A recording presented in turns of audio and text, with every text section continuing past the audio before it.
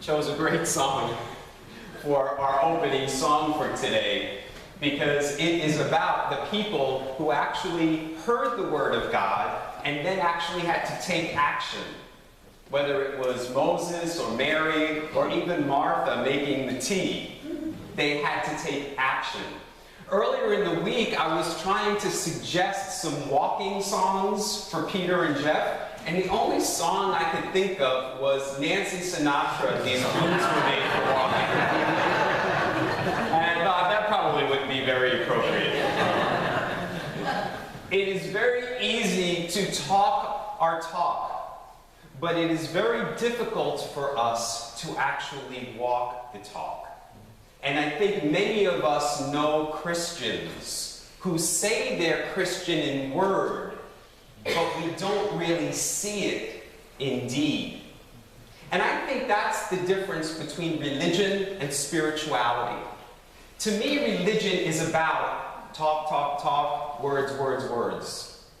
And there's nothing wrong with words. Jesus was a teacher. He had to use words to speak. And I give a homily every Sunday, so I use words. But if we're just taking the words and regurgitating them back, that's pointless. The whole purpose of hearing the Word is to take action, to change your heart, to change your mind, to take on a new way of living. That's the purpose of hearing the Word. Now, I know people who profess to be Christians who have memorized all the words. They know the entire Bible back and forth. You can give them any Bible quote and they know it like that.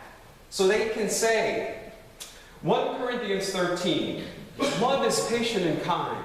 Love is humble, does not put on airs. Love is never rude, not prone to anger, does not seek itself. And we're all very impressed. But some of those people are not patient and kind and humble in any of those qualities that they just spouted to us. That's the hymn that we sung as kids. Says they'll know we are Christians by our love, not by the words that we speak. If you read 1 Corinthians 13 in its entirety, there's a line that says, if you speak with all the languages of men and of angels, but you don't have love, you're just a noisy gong or a clanging cymbal. Your words are just noise unless there's some love behind it. And I think that's why Mark Twain said, the thunder is really impressive, but the lightning does the work. The thunder's noisy, but it's just noise. It doesn't do anything. The light does the work. And Mother Teresa said, a lot of people talk about love, but it doesn't mean anything unless you do it. So we want to move away from just talking the talk to actually walking the talk. That's what we're called to do. I was reminded of a short story this week by Leo Tolstoy.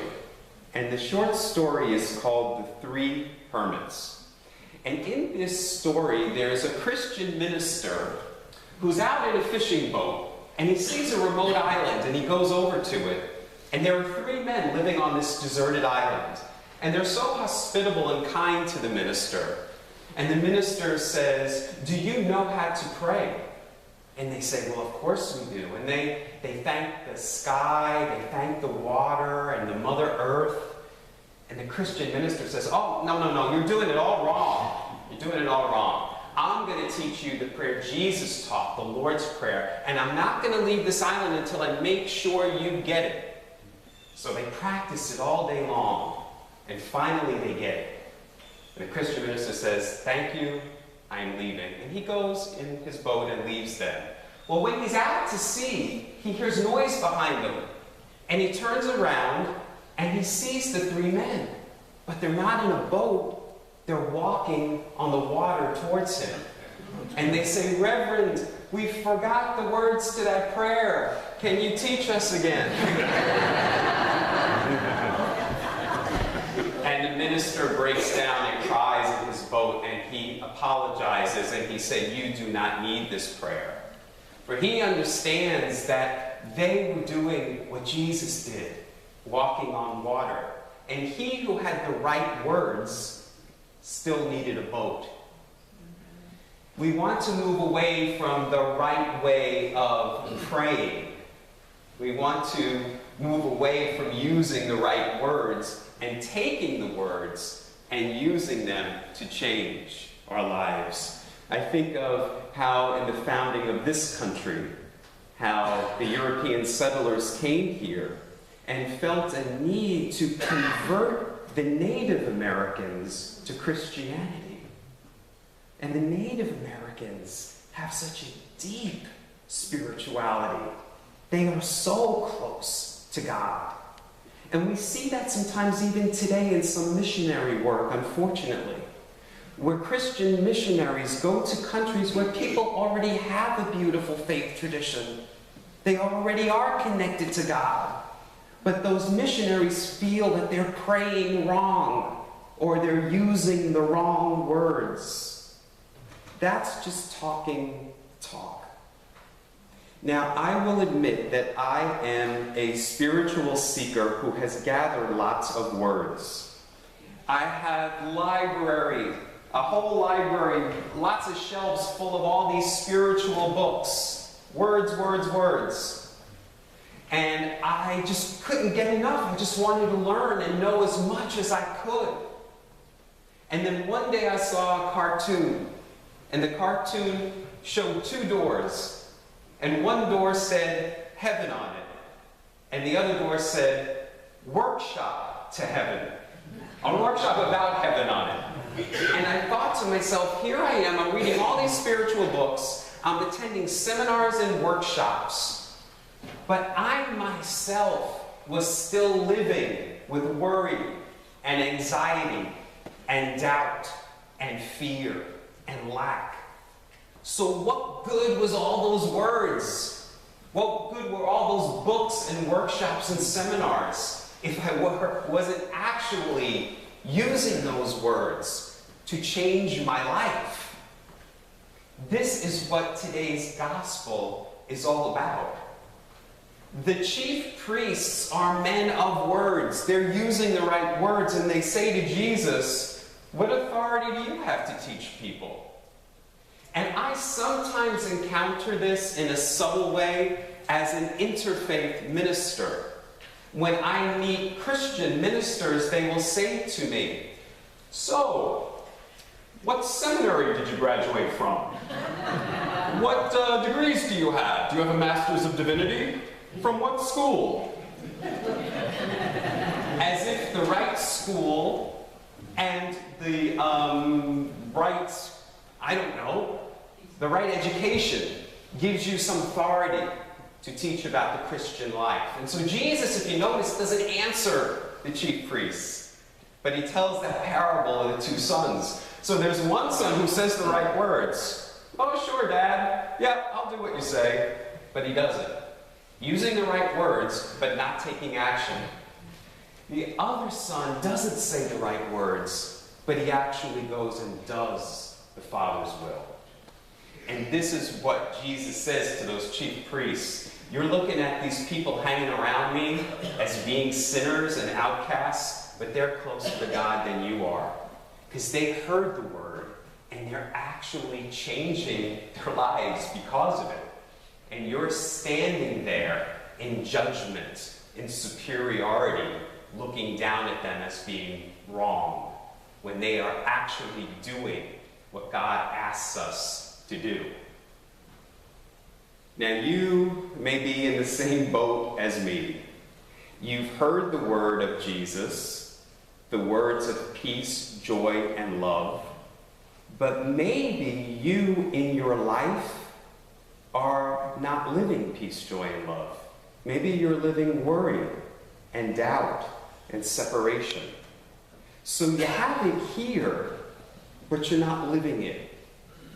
it would be like somebody who read all the books there are to be found about exercise. And they know everything about exercise, but they don't actually exercise. So how is that going to help them physically? All they have is this knowledge about exercise, but they're not using it. And it's the same thing for us spiritually.